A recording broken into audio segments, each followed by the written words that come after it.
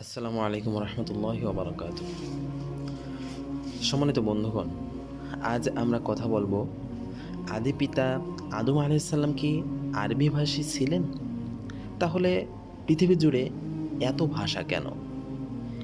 এটা একটি নাস্তিক তাদের একটি প্রশ্ন। এই প্রশ্নের জবাব আমরা বিস্তারিতভাবে তুলে ধরবো ইনশাল্লাহ। এই লেখাটি লিখছেন মোহাম্মদ শফিকুর রহমান মিনার, একজন নাস্তিক। সে প্রশ্ন করছেন, আল্লাহ যদি আদমকে আরবি ভাষা শিখিয়ে এই পৃথিবীতে পাঠান, তাহলে তার বংশধরেরা যেখানেই বসবাস করুক না কেন আরবি ভাষাই ব্যবহার করবে। তবে আজ সারা পৃথিবী জুড়ে প্রায় ৫,০০০-এর উপরে ভাষা বিরাজমান করছে কেন? এই প্রশ্নের উত্তরে ইনশাআল্লাহ আমরা বিস্তারিত জবাব দেওয়ার চেষ্টা করব ইনশাআল্লাহ। পবিত্র কোরআনে বলা হয়েছে, আল্লাহ তাআলা বলেন, আর আল্লাহ আদমকে সমস্ত সামগ্রীর নাম শিখালেন। তারপর সে সমস্ত বস্তু সামগ্রীকে আল্লাহ ফেরেশতাদের সামনে উপস্থাপন করলেন। অতঃপর বললেন, আমাকে তোমরা এগুলোর নাম বলে দাও, যদি তোমরা সত্যবাদী হয়ে থাকো। তারা বলল, আপনি পবিত্র, আমরা কোনো কিছুই জানি না। ফেরেশতারা বললেন এটা, তবে আপনি যা আমাদেরকে শিখিয়েছেন সেগুলোই আমরা জানি। নিশ্চয় আপনি প্রকৃত জ্ঞান সম্পন্ন এবং হিকমতওয়ালা। সূরা বাকারা ২ নম্বর সূরা ৩১ এবং ৩২ নম্বর আয়াত। আমরা আলোচ্য আয়াতগুলোতে দেখতে পাচ্ছি যে আল্লাহ আদমকে আরবি ভাষা শিখিয়ে পৃথিবীতে পাঠান, এমন কোনো কথাই সেখানে নেই। সম্পূর্ণ অর্থহীন একটি অভিযোগ নাস্তিকরা করছে। এ ধরনের উদ্ভট প্রশ্নের উৎস বোধ করি বাংলাদেশে নাস্তিকতাবাদের অন্যতম পুরোধা আরজ আলী মাতুব্বর, যিনি তার একটি বইতে ইসলাম সম্পর্কে বিভিন্ন ধারাবাহিক ধারণা ভিত্তিক ও আজগবি প্রশ্ন উত্থাপন করেছেন, যার একটি হচ্ছে, লক্ষাধিক নবী প্রায় সবাই কেন আরব দেশে জন্মগ্রহণ করলেন? অথচ কুরআন ও হাদিসে কোথাও এই ধরনের কিছু বলা হয়নি, বরং বলা হয়েছে পৃথিবীর সব জাতির নিকট নবী রাসূল প্রেরণ করা হয়েছে। কুরআন বা হাদিস কখনোই এমন উদ্ভট দাবি করেননি যে আদম আলাইহিসসালাম আরবি ভাষী বা আরব ছিলেন। আদম আলাইহিসসালাম তো অনেক আগের মানুষ।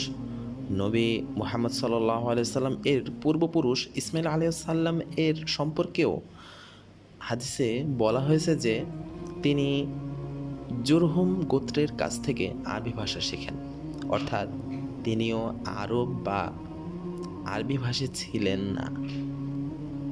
অবশেষে ইয়ামান দেশীয় জুরহুম গোত্রের একদল লোক তাদের কাছ দিয়ে অতিক্রম করছিল। তারা মক্কার নিচু ভূমিতে অবতরণ করলো এবং তারা দেখতে পেল এক ঝাঁক পানি চক্রাকারে উড়ছে। তখন তারা বলল, নিশ্চয় এই পাখিগুলো পানির উপর উঠছে। আমরা এই ময়দানের পথ হয়ে বহুবার অতিক্রম করেছি, কিন্তু এখানে কোনো পানি ছিল না।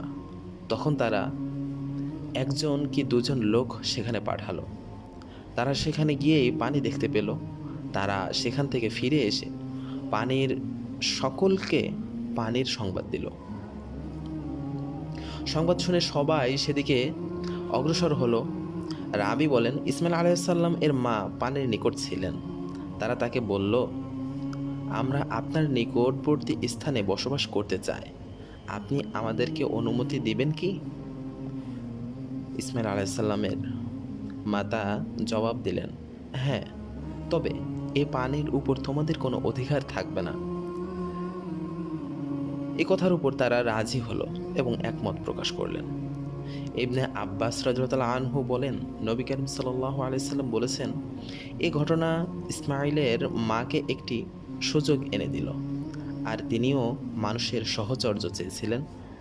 এরপর তারা সেখানে বসতি স্থাপন করলো এবং তাদের পরিবার পরিজনের নিকটও সংবাদ পাঠালো। তারপর তারাও এসে তাদের সাথে বসবাস করতে লাগলো। পরিশেষে সেখানে তাদের কয়েকটি পরিবারের বসতি স্থাপিত হলো। আর ইসমাঈল আলাইহিস সালামও যৌবনে উপনীত হলেন এবং তাদের থেকে আরবি ভাষা শিখলেন। যৌবনে পৌঁছে তিনি তাদের কাছে অধিক আকর্ষণীয় ও প্রিয়পাত্র হয়ে ওঠেন।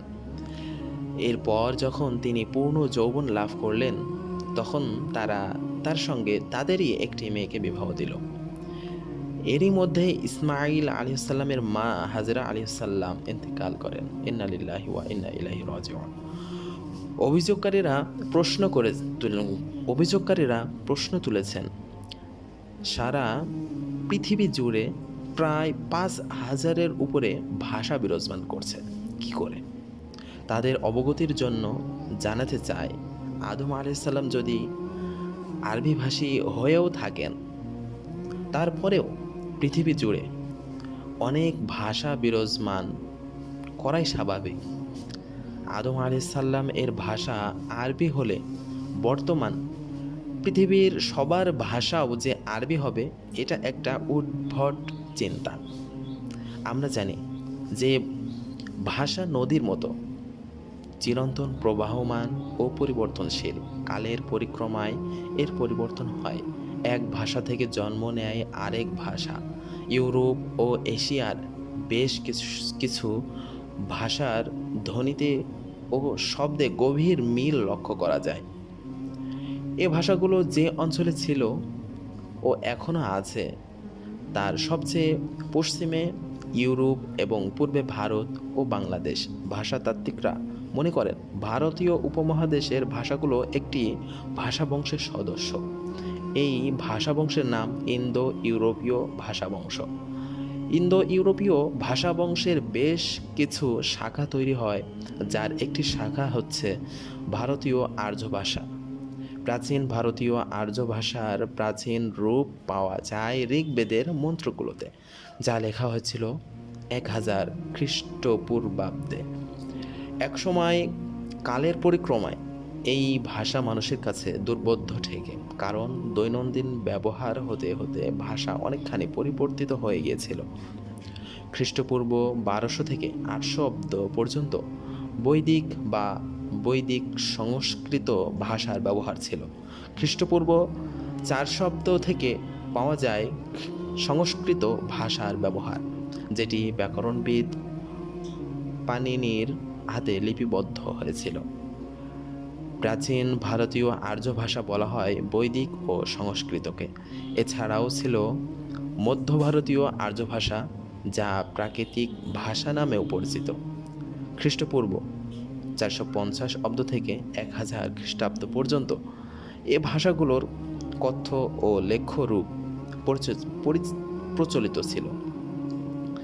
এ ভাষার অপভ্রংশ বিকৃত রূপ থেকে জন্ম নিয়েছে নানা আধুনিক ভারতীয় আর্য ভাষা, যেমন বাংলা, হিন্দি, গুজরাটি, মারাঠি, পাঞ্জাবি প্রভৃতি ভাষা। আমাদের বাংলা ভাষার আদি রূপ পাওয়া যায় চর্যা পদে, বা 1000 বছর আগে লেখা হয়েছিল। মাত্র 3000 বছর সময়ের মধ্যে শুধু ইন্দো ইউরোপীয় ভাষাবংশ থেকে ভারতীয় উপমহাদেশের এতগুলো আধুনিক ভাষা জন্ম নিয়েছে। 1000 বছর আগের চর্যাপদের বাংলা আর আজকের বাংলা ভাষার মধ্যে রয়েছে বিরাট পার্থক্য। আজ থেকে প্রায় 500 বছর আগের শেক্সপিয়ারের যুগের ইংরেজির সাথেও বর্তমান ইংরেজির অনেক পার্থক্য দেখা যায়। 500 বা 1000 বছর তো দীর্ঘ সময়। 100 বছর আগে ছিল ও ইংরেজি যে রূপ ছিল তা আজকের বাংলা ও ইংরেজির চেয়ে অনেক ভিন্ন। আমরা দেখতে পেলাম যে ভাষা কিভাবে সময়ের সাথে পরিবর্তিত হয়। এক ভাষা থেকে কত ভাষা জন্ম নিতে পারে। কাজেই পৃথিবীর আদি মানব আদম আলাইহিস সালাম যে ভাষায় কথা বলতেন, আজকের পৃথিবীতেও সবাই সেই ভাষাতেই কথা বলবে, এটা ভ্রান্ত ও অজ্ঞতাপূর্ণ চিন্তা ছাড়া কিছুই নয়। এ ধরনের চিন্তা ভাবনাকে মোটেও বিজ্ঞান মনস্ক বলা হচ্ছে না। ভিডিওটি ভালো লাগলে আমাদের সাথেই থাকুন, সাবস্ক্রাইব করুন এবং ফেসবুকে ফলো দিতে ভুলবেন না। আর এরকম ভিডিও পেতে আমাদের চ্যানেলটি সকলের সাথে শেয়ার করুন। আসসালামু আলাইকুম রহমতুল্লাহ।